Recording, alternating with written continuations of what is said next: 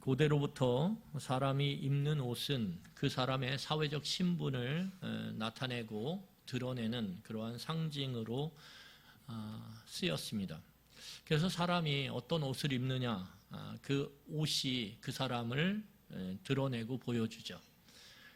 그래서 사람들이 어딘가를 가고 그리고 그 곳에서 어떠한 특별한 모임들을 참여할 때 무슨 옷을 입을지, 그리고 거기에 맞는 어떤 그런 액세서리들을 착용할지 굉장히 고민하고 생각하고 고심하죠. 그런데 이런 것들이 단지 세상에서만 통용되는 것이 아니라 성경을 잘 보면 구약의 제사장 제도가 세워지면서 제사장은 일반 이스라엘 백성들과는 아주 다른 아주 화려한 옷들을 입었습니다. 그것은 왜냐하면 제사장이 하나님과 이스라엘 백성 사이에 언약 관계가 있는데 그 언약 관계 안에서 이 제사장은 하나님을 백성들에게 드러내는 그러한 존재로서 하나님의 영광과 하나님의 존귀함을 보여줘야 되기 때문에 백성들이 입은 옷과는 전혀 다른 화려하고 아주 기품 있는 그러한 옷들을 지어 입도록 하나님께서 그렇게 말씀하셨습니다. 오늘 그런 측면에서 보면 우리가 읽었던 이 에베소서 4장 17절로 24절의 말씀은 그리스도의 몸 밖에 있다가 그리스도의 몸 안으로 들어간 존재, 우리는 그것을 믿음이라고 이야기합니다. 요한복음에서 뭐라고 얘기하냐면 주 예수를 믿는 그 사람들은 그를 영접하는 사람이고 그 영접함을 통해서 이제 하나님의 백성이 되었다라고 말하고 있습니다. 그러니까 믿는다라는 것은 무엇이냐면 영접한다라는 거예요. 우리가 믿는다, 예수 그리스도를 믿는다, 나의 구원자와 주님으로 믿는다라고 그렇게 마음으로 고백하면 우리의 마음 가운데 누가 들어오시는 거냐면 하나님의 영이신 성령께서 들어오는 거예요. 그리고 그것을 통해서 우리는 이제 하나님의 백성 되었다라고 성경은 말하고 있습니다. 그렇기 때문에 오늘 성경은 그리스도 몸 안에 있는 자, 밖에 있다가 안에 들어온 믿는 자들은 오늘 이전과는 다른 옷을 입은 존재라고 성경은 표현합니다. 옷이 달라졌다라는 거예요. 그리고 그 옷이 달라진 것이 무엇을 의미하는지 오늘 우리가 읽었던 이 본문을 통해서 사도 바울은 자세하게 설명하고 있습니다. 우리 같이 그 부분들을 살펴보기를 원합니다. 여러분, 사람이 나이가 먹어갈수록 그리고 몸이 자라갈수록 참 어렵게 느껴지는 게 무엇이냐 하면 어울림이에요. 어울리는 것. 예를 들면 어떤 한 남성이 태어나서 자라고 성장을 했는데 그 성장의 과정 속에서 이제 나이가 차서 이제 결혼을 하게 돼요. 근데 문제는 뭐냐면 결혼을 하게 되었는데 그래서 새로운 가정을 이루면서 한 여성을 자신의 아내로 맞이하게 됐는데 문제는 뭐냐 하면 한 가정을 이루는 가장이 되었음에도 불구하고 한 여성의 남편이 되었음에도 불구하고 거기에 맞는 어울림이 없다라는 거예요. 여전히 그 남성은 한 여자의 남편이기 이전에 한 여자의 아들로서 여전히 행동하고 있다라는 거예요. 여러분, 그렇게 되면 이 어른답지 못한 말과 행동을 통해서 그 사랑해서 우리가 결혼을 하죠. 사랑하는 사람과 다투게 되고 싸우게 되고 그리고 거기에서 갈등과 어려움이 생기게 되죠.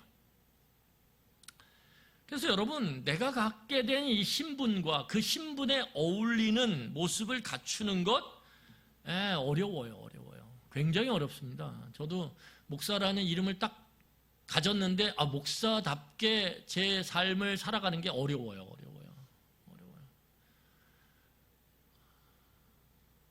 참 어렵습니다. 특히 운전할 때 제 아내가 옆에 앉아 있으면 참 더 어려워요. 새벽 기도 가야 되는데 막 가는데 시간이 있잖아요. 시간. 새벽에는 또 그 시간이 초 단위로 가요. 하나도 없어요. 저희 동네에 하나도. 근데 왜 이렇게 빨간불이에요? 그 차도 하나도 안 다니는데. 그래서 갈라치면 제 아내가 이렇게 얘기해요. 옆에 성도가 앉아있다고 생각해봐. 뒤에 성도가 앉아. 그러면 얼마나 스트레스 받는지.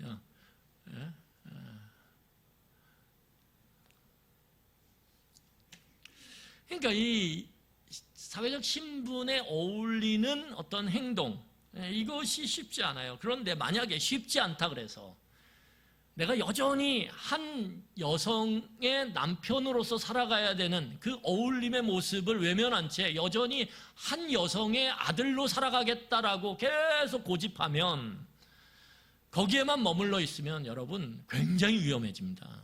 어마어마하게 위험해져요. 왜요? 그 사회적 이름, 남편, 가장이라고 하는 그 이름이 어떻게 됩니까? 유명무실해져요. 껍데기만 있는 거예요. 껍데기만. 겉모습만 남편이 됐지 속은 아들이에요. 계속 아들. 조금만 문제 있으면 전화 걸어서 엄마! 이런. 너무 징그러운가요?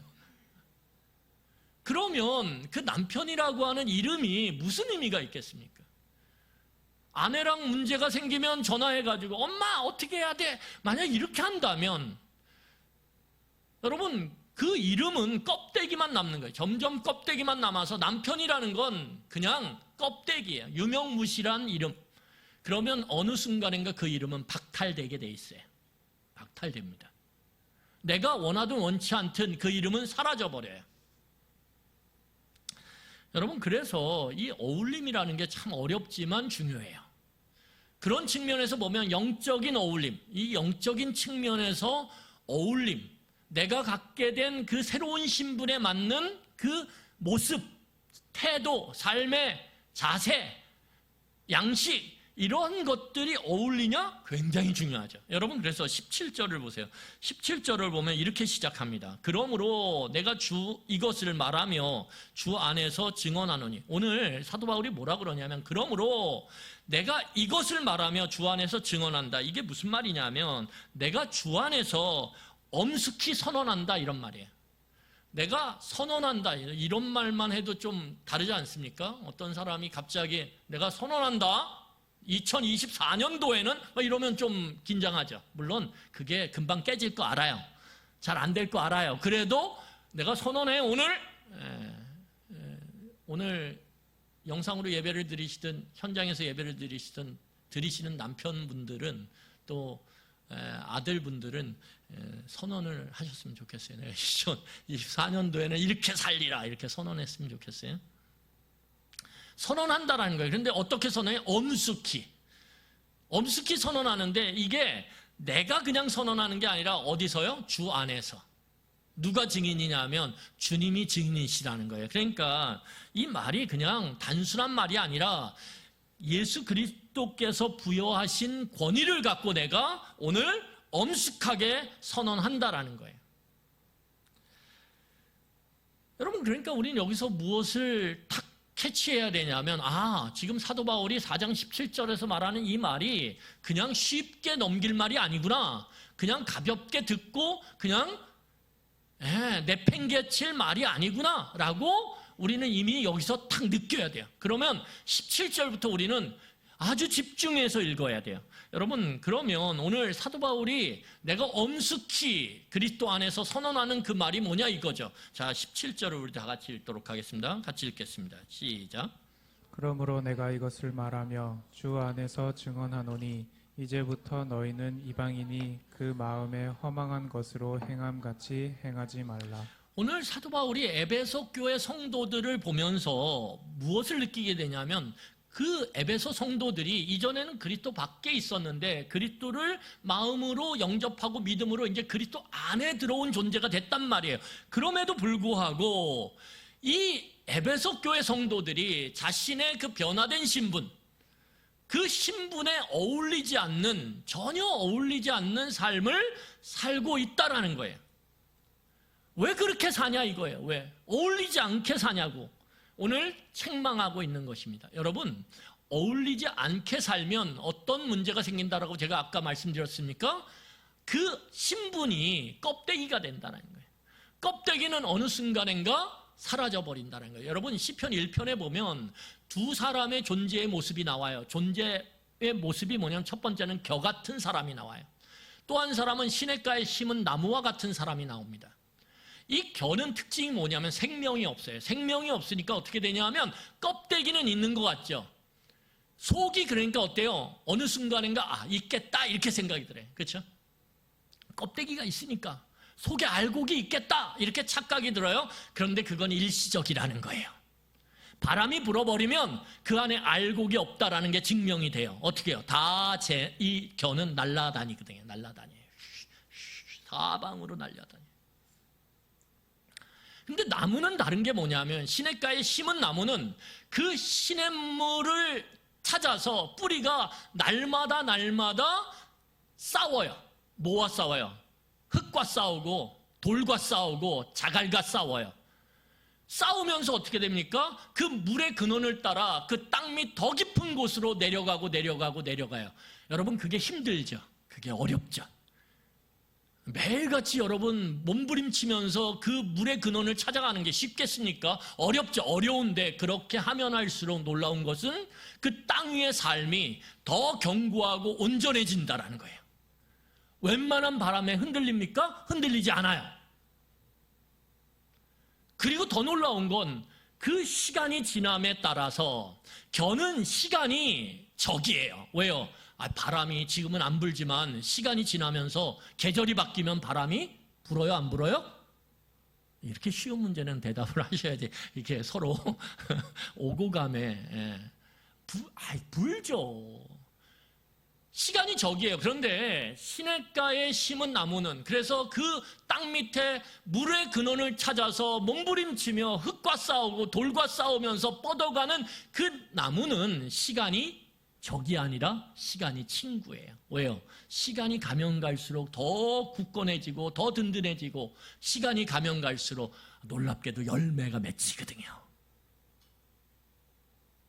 그러니까 시간이 흐르는 게 기쁜 거예요. 여러분, 겨라는 게 무엇입니까? 껍데기죠. 껍데기만 남으면 어떻게 됩니까? 어느 순간인가 그건 다 사라지고 만다라는 거예요.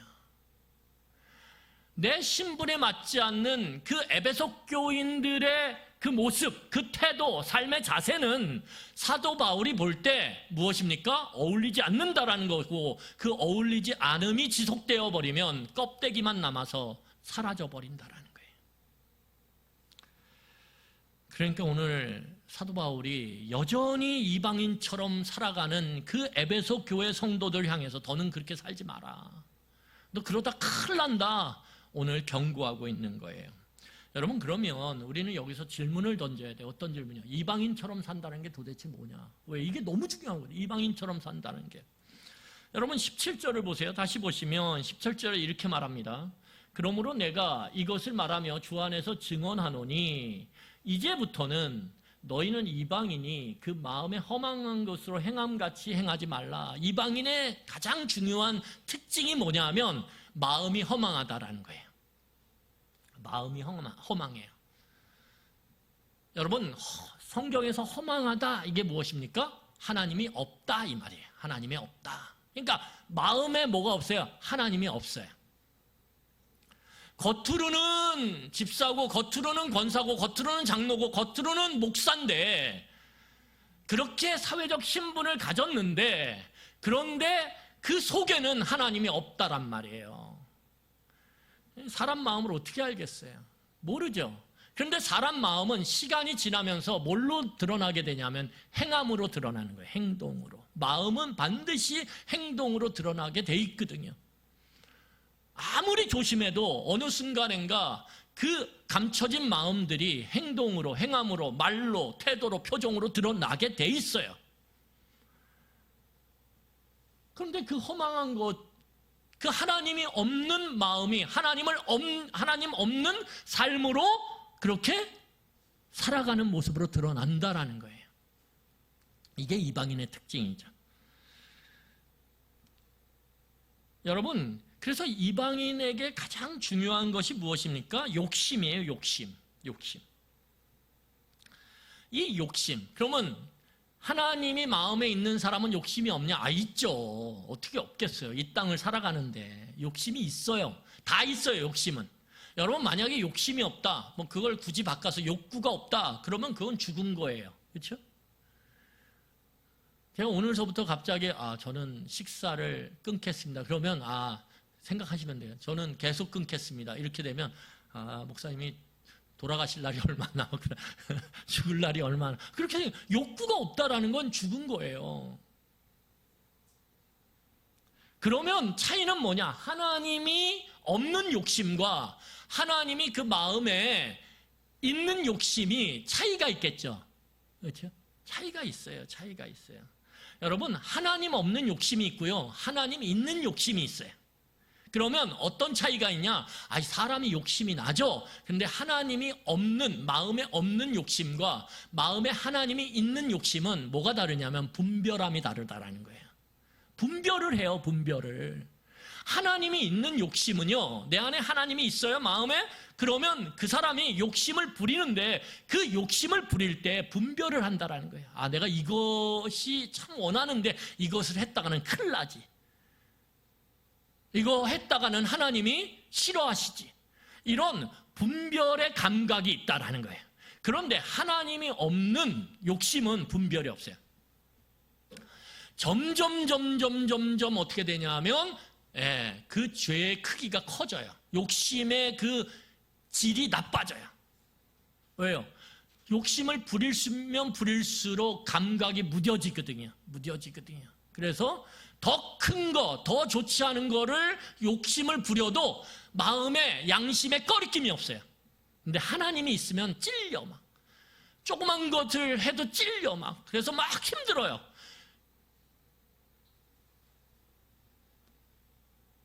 이게 다르다라는 거예요, 이게. 여러분, 우리가 하나님이 마음에 있음에도 불구하고 욕심을 부리고 그 욕심을 부리는 걸 행할 수 있어요, 성도도. 그런데 그 과정 속에 뭐가 있냐? 분별의 과정을 통해서 찔림이 있다라는 거예요. 그 찔림은 우리의 감각을 계속 살아있게 만들어요. 그래서 다른 욕심이 우리에게 다가올 때 어떻게 됩니까? 이건 아니지. 내가 여기까지 가면 안 되지. 그러면서 그것을 거부할 수 있는 모습이 있다라는 거예요. 이 차이예요. 그런데 하나님이 없는 욕심은 이것도 좋아. 그리고 더 큰 게 와요. 더 좋아 하다 보면 어디에 가 있어요? 죄에 깊숙이 들어가 있는 거예요. 이게 다른 거예요, 이게. 여러분, 그래서 오늘 이 이방인들은 하나님이 마음에 없어요. 마음에 없으니까 어떻게 하냐 하면 자기 뜻대로 행해요. 자기의 원함대로. 그러다 보니까 오늘 18절과 19절에 보면 그들의 구체적인 삶의 모습을 오늘 보여주고 있어요, 사도 바울이. 자, 18절과 19절 우리 같이 읽도록 하겠습니다. 18절, 19절 같이 읽겠습니다. 시작. 그들의 총명이 어두워지고 그들 가운데 있는 무지함과 그들의 마음이 굳어짐으로 말미암아 하나님의 생명에서 떠나 있도다. 그들이 감각 없는 자가 되어 자신을 방탕에 방임하여 모든 더러운 것을 욕심으로 행하되. 지각이 어두워요. 이 이방인들은 감각이 어둡단 말이에요. 오감이 어두워요. 거기에 플러스 영적인 감각, 육감이라고 치면 그 육감이 어두워요. 어두우니까 어떻게 되냐면 하나님이 감각되지 않고 하나님이 감각되지 않으니까 하나님의 뜻이 뭔지를 몰라요. 이해도 못해요, 하나님의 뜻을. 이 상태를 뭐라 그러냐면 영적 무지 상태라 그래요. 오늘 성경을 보면 그들 가운데 있는 무지함. 근데 그 무지함이 뭐 때문에요? 그 총명, 감각이 어두워졌기 때문에. 그러니까 이게 똥인지 된장인지가 구분이 안 돼요? 그러다 보니까 어떻게 합니까? 아무거나 취해서 먹기 시작해요. 그러니까 뭐가 되냐 하면 탈이 나기 시작하는 거예요. 이게 영적인 무지죠. 여러분, 사람이요, 산에 딱 올라가잖아요. 산에 올라가면 참 이게 놀랍게도 뭐냐면 눈에 잘 보이진 않지만 어쩌다 보면 이게 눈에 보이는 것들이 있어요. 그게 뭐냐면 버섯이나 어떤 나물이나 이런 거란 말이에요. 그러면 사람들이 욕심이 동해요. 그렇죠? 여러분 욕심 안 동할까요? 아유, 동하던데요. 제가 보니까. 예. 그러면서 막 버섯도 따고 뭐도 따요. 나물도 막 채취를 해요. 하면 안 되는데 해요. 근데 문제는 뭐냐면 그 욕심 때문에 그렇게 하기 시작하잖아요. 그러면 어떤 문제가 생기냐면 지각이 없거든요. 어느 게 먹는 나물이고 어느 게 먹는 버섯인지, 어느 게 먹지 말아야 되는 나물이고 먹지 말아야 되는 버섯인지에 대한 감각이 없어요. 총명이 없단 말이에요. 어둡단 말이에요. 그러면 어떻게 되냐면 그러한 가운데서 알지도 못한 채 욕심에 이끌려서 이것도 따고 저것도 따고 이것도 취하고 저것도 취하게 되면 어떤 문제가 생깁니까? 이러한 무지함 가운데서 섭취한 그 나물과 버섯이 오히려 몸에 이익이 되기보다는 뭐가 돼요? 해가 돼버린단 말이에요. 여러분, 그래서 이 이방인들의 특징이 뭐냐면 영적으로 무지해요. 하나님의 뜻을 모른다라는 거예요. 이해도 못할 뿐더러 관심도 없어요. 왜요? 감각이 없으니까. 감각이 어두우니까. 그런데 그 영적인 무지가 지속되는 상황에서 나타나는 것이 무엇입니까? 영적인 죽음이에요. 잘못 먹어가지고 그냥 점점 죽어가는 거예요.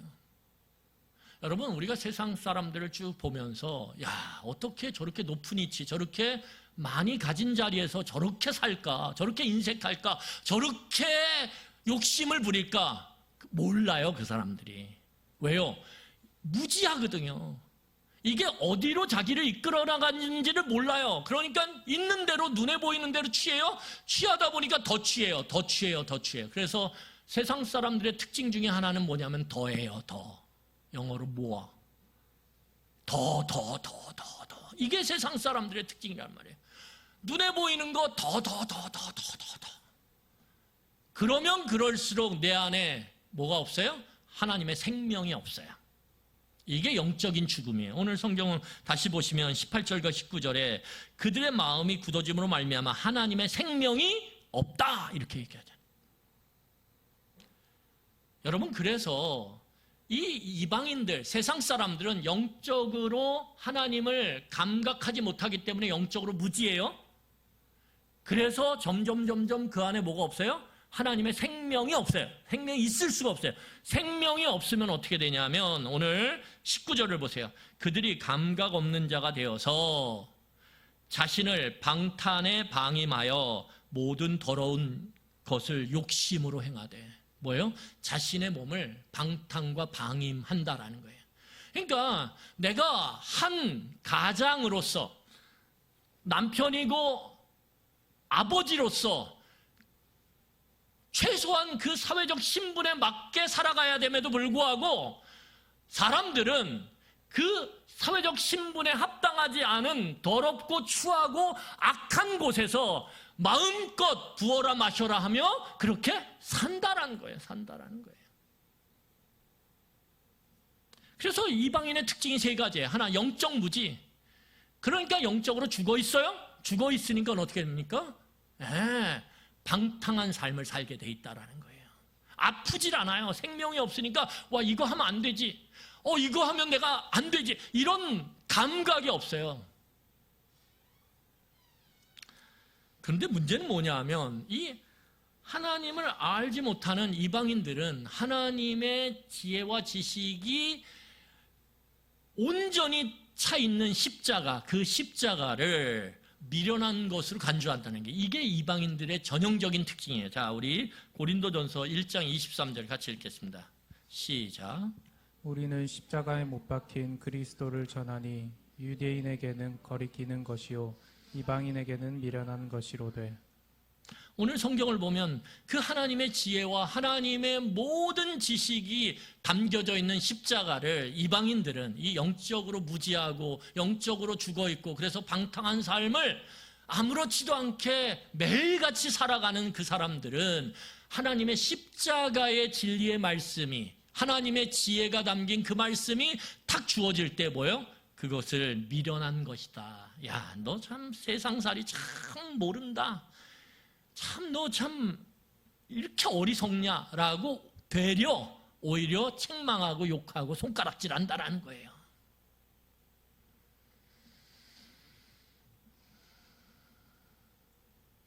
여러분, 오늘 사도 바울은 이방인의 그 삶의 허탄함, 허망함, 헛됨, 하나님 없는 그 삶이 결국은 무엇이냐? 아무리 많은 것을 쌓고 아무리 많은 것을 모아도 결국은 하나님 앞에서 의미가 있냐? 아무 의미가 없다라는 거예요. 아무 의미가 없다. 헛된 인생이라는 거예요. 왜 그런 헛된 인생을 살아가냐? 예수 그리스도 안에서 이제는 참된 인생을 살아갈 시작이 되었는데 왜 여전히 헛된 인생을 살아가고 있냐? 이거예요. 좀 생각하고 오늘 돌이키라라고 오늘 이야기하고 있는 거예요. 여러분, 사도 바울은 이런 이방인과 같은 모습, 그 모습을 뭐라고 얘기하냐면 옛사람이라고 얘기하거든요. 옛사람. 그 옛사람의 모습을 여전히 하나님의 자녀된 자들이 살아가고 있다라는 거예요. 오늘 그래서 22절을 보세요. 옛사람의 모습에 대해서 또다시 사도 바울이 이야기해요. 자, 22절 같이 읽겠습니다. 시작. 너희는 유혹의 욕심을 따라 썩어져 가는 구습을 따르는 옛사람을 벗어버리고.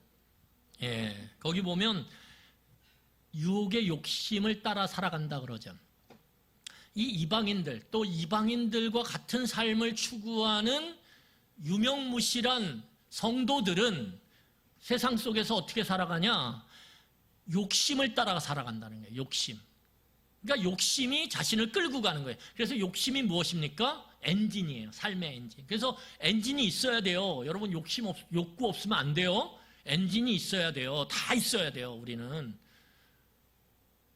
나 엔진 뺄래 내 삶에. 그러면 죽는 거예요. 그러면 안 돼요. 엔진이 있어야 돼요. 그래서 욕구는 엔진이에요. 삶의 엔진. 그런데 그 엔진에 여러분 엔진만 있으면 안 되죠. 엔진만 있으면 차가 굴러갑니까? 안 가죠. 그러면 그 엔진이 작동을 해서 굴러가려면 뭐가 있어야 돼요? 연료가 있어야 돼요. 연료. 연료가 무엇입니까? 그 앞에 나오죠. 욕심인데 욕심의 연료가 뭐예요? 유혹이란 말이에요. 유혹. 사람의 욕심이 자극되는 게 뭐예요? 유혹에 의해서 자극되는 거예요. 그래서 유혹은 연료예요. 그래서 여러분, 우리가 제가 그랬잖아요. 제가 좋아하는 게 뭐라 그랬어요? 나는 자연이다. 제가 나는 자연이라 좋아하는데 너무 가슴이 아플 때가 있어요. 뭐냐면, 제가 수요 성경 공부를 하고 가면, 꼭 나는 자연인이다. 그 중간쯤부터 봐요.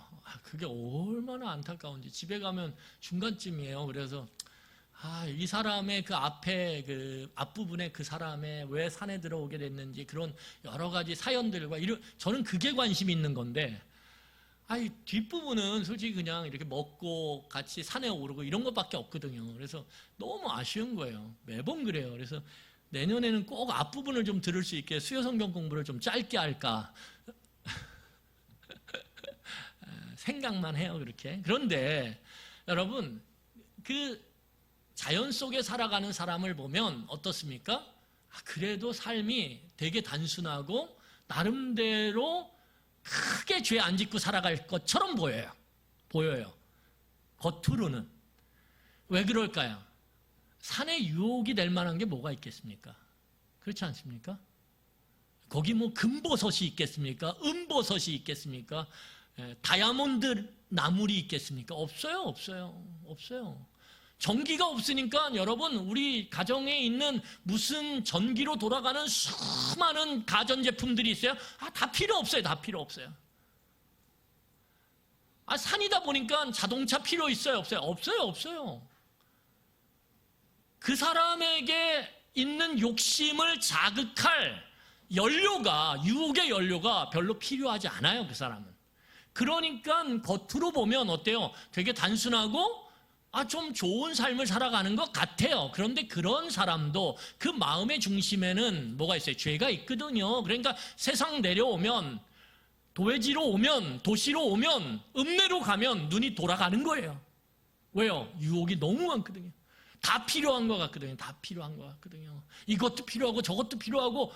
그런데 막상 싸질머지고 삶의 현장으로 돌아가면 아무 쓸데기 없어요. 다. 여러분, 여러분들이랑 제 집안의 창고에 지금 몇 년째 쓰지도 않은 채 방치되어 있는 그런 물건들이 얼마나 많아요. 여러분, 입지도 않은 옷들이 얼마나 많아요. 그런데 그거 싸질머지고 버리지도 못한 채 또 쇼핑하고 있어요. 오늘 어떤 옷을 살까? 2024년도 봄 옷은 뭘까? 끊임없이 세상은 우리를 유혹의 연료로 우리의 욕심이 움직이길 원해요. 여러분, 그러면 그 욕심이라고 하는 그 엔진에 부어지는 세상의 그 유혹들, 여러분 핸드폰만 딱 열면 뭐예요? 온갖 유혹들이 우리의 눈을, 우리의 마음을 끌어당겨요. 그렇지 않습니까? 제가 며칠 전에 제 아내한테 여보, 이마트에 한번 가자 그랬더니 안 된대요. 왜 안 돼? 당신이 가면 이것저것 사. 그렇잖아요. 우리가 필요 없는데도 와 좋아 보인다 그러는 거죠.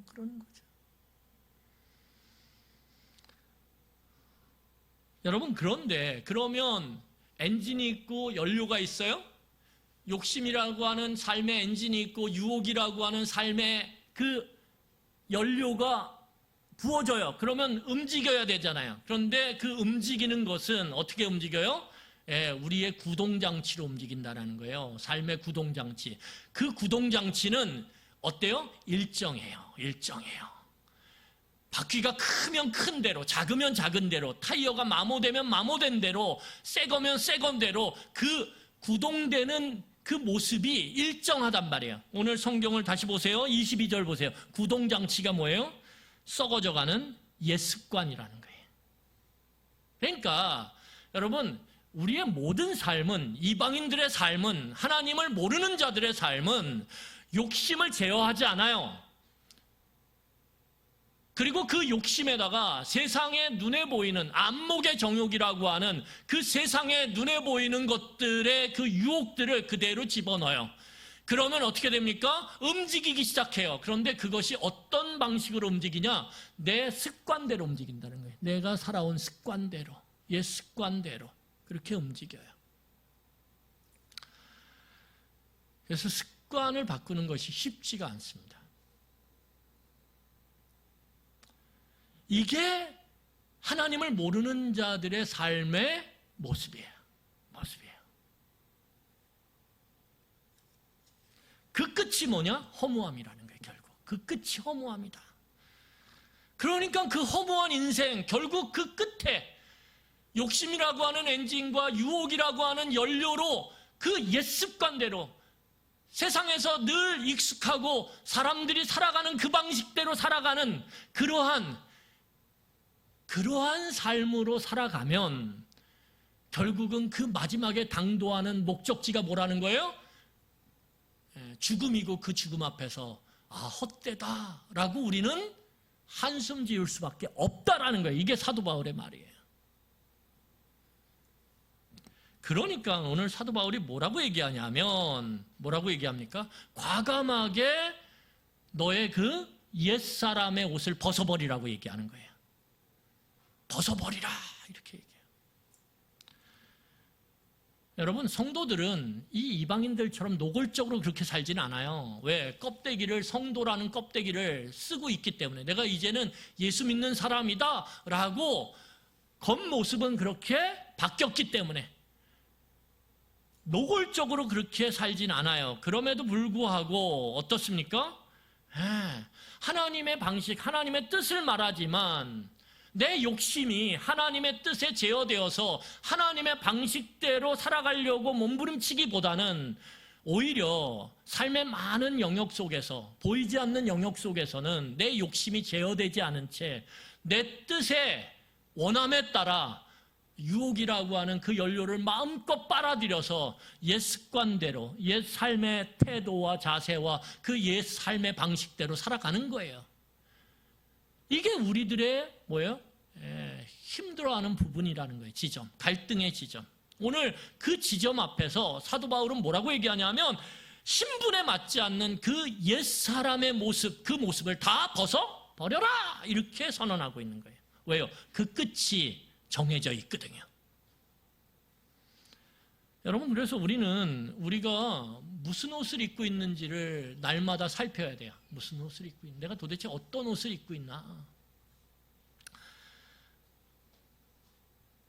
여러분, 오늘 성경을 보세요. 로마서 6장 6절로 7절을 보겠습니다. 6장 6절로 7절이에요. 우리 같이 읽도록 하겠습니다. 같이 읽겠습니다. 우리가 알거니와 우리의 옛사람이 예수와 함께 십자가에 못 박힌 것은 죄의 몸이 죽어 다시는 우리가 죄에게 종 노릇하지 아니하려 함이니 이는 죽은 자가 죄에서 벗어나 의롭다 하심을 얻었음이라. 오늘 성경을 보면 사도 바울이 뭐라고 얘기하냐면 옛사람이 예수 그리스도와 함께 죽었다라는 거예요. 이 옛사람은 아까 제가 말씀드렸던 그 욕심의 엔진과 유혹의 연료와 그리고 삶의 옛 모습의 방식들이 그대로 합쳐져서 그렇게 그리스도인이라고 하는 껍데기는 있지만 신분은 있지만 삶의 실제의 모습은 이방인과 별반 다르지 않은 가면을 쓴 하나님의 사람으로 가면을 쓴 하나님의 뜻을 쫓는 사람처럼 그렇게 살아간다라는 거예요. 겉으로만. 근데 거기서 벗어나라는 거예요. 왜요? 우리의 옛사람, 그 세 가지가 작동하는 그 옛사람은 이미 그리스도와 함께 어떻게 됐다라는 거예요? 죽었다라는 거예요. 여러분, 우리가 아까도 말씀드렸지만 욕심이 있을 수 있어요. 욕심이 있죠, 그렇죠?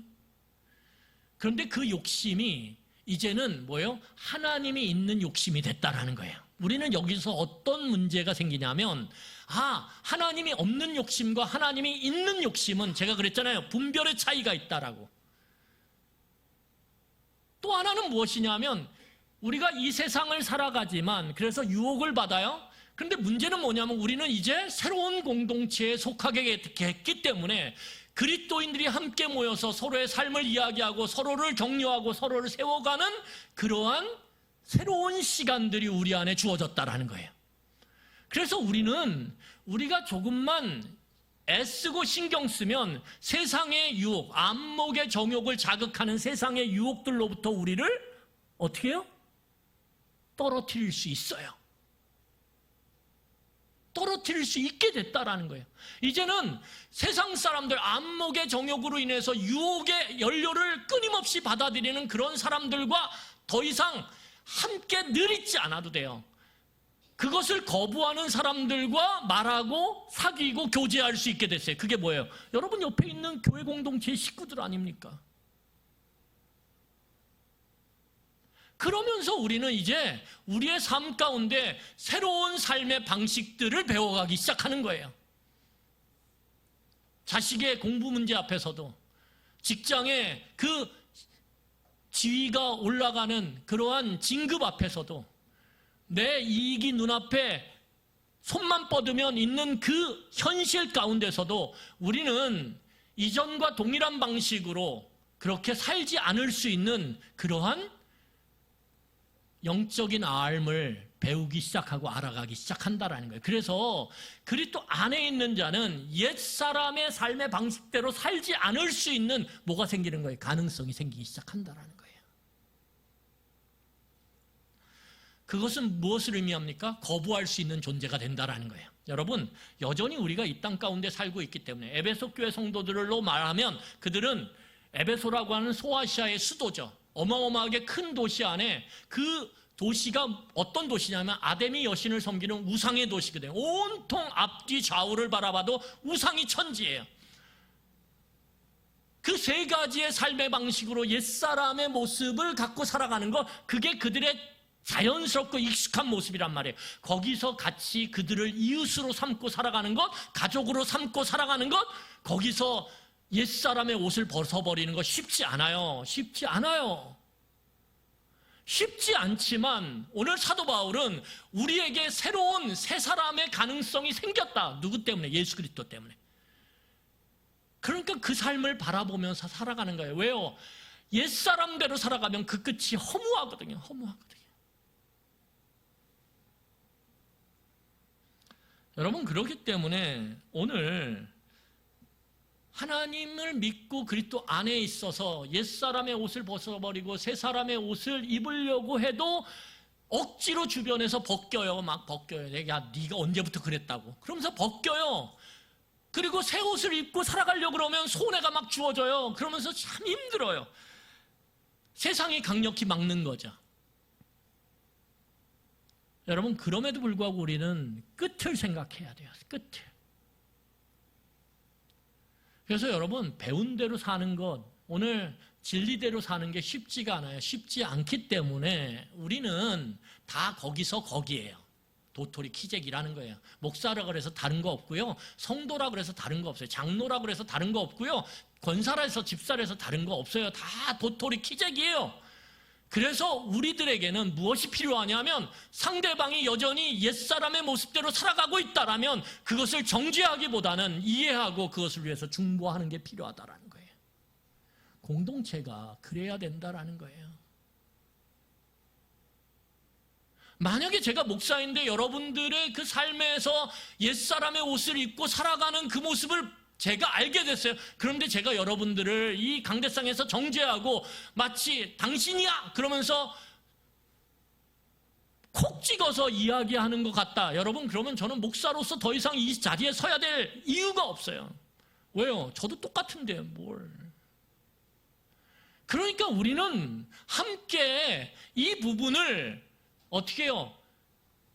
벗어나서, 옛사람을 벗어나서 새 사람의 삶을 살아가도록 서로 격려하고 서로 돕고 이해하고 서로 중보하며 기도함으로 함께 그 방향으로 뭉쳐서 가야 되는 존재라는 거예요. 왜요?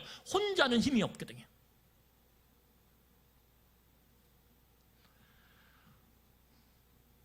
그래서 교회 안에 정죄가 난무한다. 여러분, 그것만큼 교만한 게 없어요.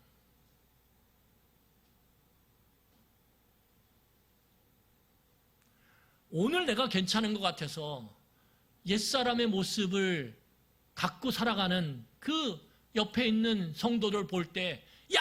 그러면 돼! 똑바로 살아! 여러분, 내일이면 내가 그 자리에 있다니까요. 부끄럽지 않나요, 그럼?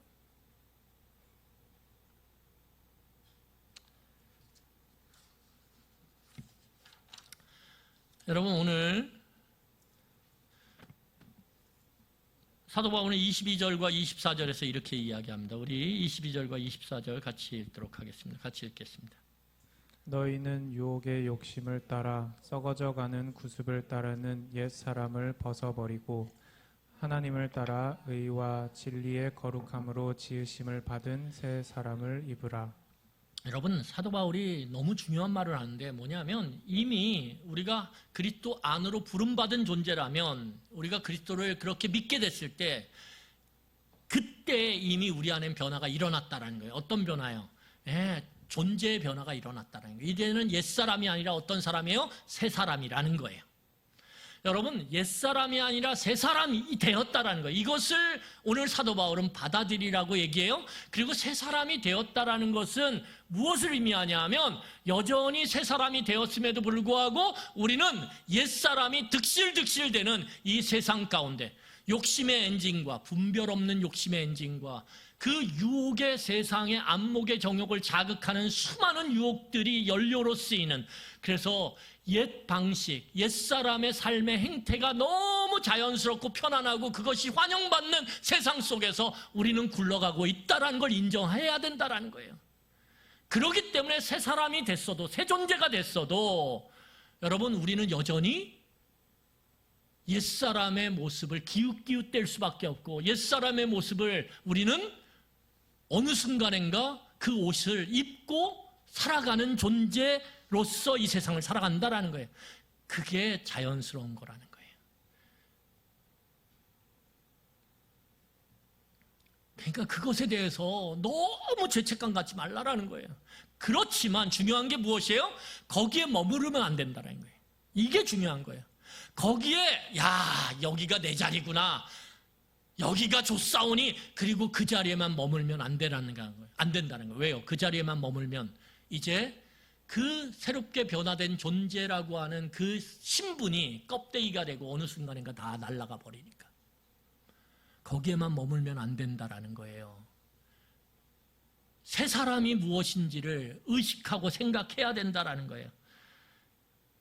그리고 그 사실을 우리의 삶에 연약하지만 조금씩 적용하셔야 된다는 거예요. 내가 새 사람이 됐다라는 게 뭔지를 좀 적용해야 된다는 거예요. 욕심이 생겨요. 그렇지만 하나님의 뜻을 배우고 말씀을 들음으로 하나님의 뜻을 알아갈 때 그 뜻으로 한번 부딪혀 보라는 거예요. 야, 이거 아니지. 하나님의 뜻이 이게 아니지. 저도 실패해도 욕심이 그 하나님의 뜻을 또 이겨버려도 어떻게 해요? 분별하려고 애써야 된다라는 거예요. 그러면서 어떻게 해요? 내 삶을 그 유혹의 환경 가운데 어떻게 됩니까? 벗어나게 만들어야 돼요. 여러분, 유혹의 환경 가운데 벗어나게 만드는 것은 무엇을 첫 번째로 의미하냐면 내 삶에 하나님과 함께하는 삶의 모습들을 박아야 돼요. 기둥으로. 내가 새벽에 묵상하는 거 이건 절대 타협 안 해. 박아야 돼요. 수요일날 말씀을 배우는 거 박아야 돼요. 여러분, 주일날 예배를 드리는 거 내가 특별한 일이 있지 않는 한 내가 이것은 기둥으로 박아서 흔들리지 않게 하리라. 여러분, 그렇게 하나님과 함께하는 시간들을 내 일상이든 내 예배 드리는 이 시간들을 통해서든 기둥처럼 박아놔야 돼요. 그래야 우리가 세상에 눈을 돌리는 것들을 어떻게 해요? 거둘 수가 있어요. 그리고 그 기둥들을 통해서 하나님의 뜻을 배울 때 우리는 세상의 유혹들을 향해서 어떻게 해요? 거부하고 저항할 수 있는 힘이 생겨요. 이런 것을 하지 않은 채 기둥 다 뽑아버리고 맨날 세상 사람들이랑 함께 어울리고 좋은 게 좋은 거야. 그리고 세상의 사람들이 이야기하는 여기에 돈이 많고 저기에 돈이 몰리고 이거 하면 돈 벌고 이거 하면 돈 벌고 이렇게 하면 높아지고 저렇게 하면 높아지고 거기에 그 이야기들에 온통 내 정신과 내 마음과 내 시간과 내 삶을 다 쏟아붓기 시작하면 여러분, 우리가 그 유혹 앞에서 어떻게 견뎌요? 내 안의 욕심이 어떻게 그것을 연료로 받아들여서 움직이지 않을 수가 있어요? 움직이게 돼 있어요. 여러분, 그래서 우리가 새 사람이 되었다 그리스도 안에서 그것을 인정하고 받아들이며 그것을 의식하고 내 삶에 그 새 사람으로서의 모습을 작은 부분에서라도 적용해 가는 것, 그게 싸움이에요. 그게 영적 싸움이란 말이에요. 그럼을 통해서 우리가 새 사람으로 살아간다라는 것이 얼마나 멋지고 아름답고 그것이 정말 맛있는 삶인지 그 맛을 느껴야 된다라는 거예요. 그리스도 안에서 살아가는 삶의 그 맛, 그것을 느껴야 된다라는 거예요. 여러분, 더러운 삶은요, 일시적으로는 편안해요. 하지만 그 일시적인 편안한 그 밑에는 깊은 두려움이 우리 안에 있어요. 그 깊은 두려움은 내가 이 일시적으로 이 더러운 행동, 더러운 일을 하면서 일시적으로는 마치 단 사탕을 입에 물었듯이 지금은 달고 달콤하고 짜릿하고 좋은데 이게 언젠가 내가 세상을 살아가면서 드러나지 않을까? 보여지지 않을까에 대한 두려움. 또한 내 삶의 끝으로 갔을 때 하나님 앞에서 모든 것이 드러날 텐데 내가 그 앞에서 과연 고개를 들 수 있을까라고 하는 근본적인 그 두려움이 우리 안에 이미 깔려 있다라는 거예요. 그러니까 일시적으로는 좋은데 편안은 한데 마음의 평안함은 없어요. 근데 문제는 무엇입니까? 이렇게 살아가면 그것을 놓을 수가 없어요. 점점 더 깊은 곳으로 더 깊은 악과 더 깊은 방탕함으로 들어갈 수밖에 없다라는 거예요. 그런데 거기서 하나님의 뜻으로 내 욕심을 분별하며 어떻게 해요? 하나님의 길을 작지만 행하기 시작하고 가기 시작하면 내 옛 습관의 삶의 방식들을 멈추고 새로운 습관, 익숙하지 않고 낯선 그것을 한번 해볼 때 처음에는 불안했어요. 겉으로는 막 가슴이 콩당콩당 뛰고 어떻게 될지 몰라요. 그런데 그 마음 깊은 곳에 거꾸로 평안함이 있죠. 하나님이 날 살리신다. 하나님이 내 삶을 붙들고 계신다. 그리고 이 끝이 결국은 기쁨이 되리라. 그런 근본적인 평안함 가운데 여러분 해봐요. 그런데 그게 좋거든요. 작은 거지만 하나님의 방식대로 내 욕심을 분별해서 제어하며 살아가는 그 새로운 삶의 방식이 좋거든요. 그게 참 아름답거든요. 그게 나만 좋은 게 아니라 주변도 좋거든요. 그걸 조금씩 맛보아 갈 때 이 맛을 포기할 수가 없어요. 이 맛을. 여러분, 오늘 사도 바울은 그러한 삶으로 우리를 초대하고 있는 거예요. 문제는 무엇이냐면 요한복음 8장 44절을 보고 말씀 마치겠습니다. 요한복음 8장 44절에 보면 이렇게 이야기합니다. 너희는 너희 아비 마귀에게서 났으니 너희 아비의 욕심대로 너희도 행하고자 하느니라. 그는 처음부터 살인한 자요 진리가 그 속에 없으므로 진리가 서지 못하고 거짓을 말할 때마다 제 것으로 말하나니 이는 그가 거짓말장이요 거짓의 아비가 되었습니다. 사단은 우리를 계속 속여요. 그렇게 살아가는 거? 야, 너 그거 속는 거야. 헛된 거야. 끊임없이 속여요, 우리를. 그래서 우리로 하여금 옛삶으로 다시 돌아가게끔, 옛삶에 계속 그렇게 눌러 앉게끔 우리를 속인다라는 거예요. 이게 사단의 특징이에요. 여러분, 오늘 저는 여러분들이나 제가 더러운 것의 일시적인 편안함을 벗어버리기로 합니다. 더러운 것이 일시적으로는 우리의 옛 습관의 모습과 동일하기 때문에 내 욕심, 하나님 없는 욕심을 거기에 합당하기 때문에 편안하죠. 하지만 깨끗한 영원한 그 평안함에 우리가 우리의 몸을 맡기기를 원합니다. 그 맛을 보기를 원합니다. 여러분, 여러분들이 제가 2023년도를 어떻게 살아왔던 우리의 삶에는 수많은 실패와 좌절이 있어요. 그럼에도 불구하고 하나님은 우리에게 생명을 주시고 여전히 우리와 동행하신다라는 거예요.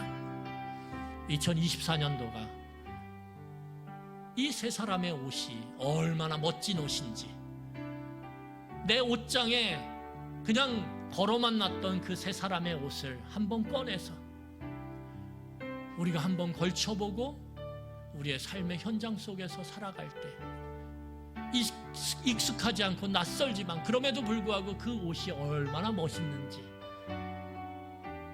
우리가 한번 경험하고 맛봄으로 그 옷을 우리의 몸과 같이 하나가 되게 만드는 2024년도가 되었으면 좋겠습니다.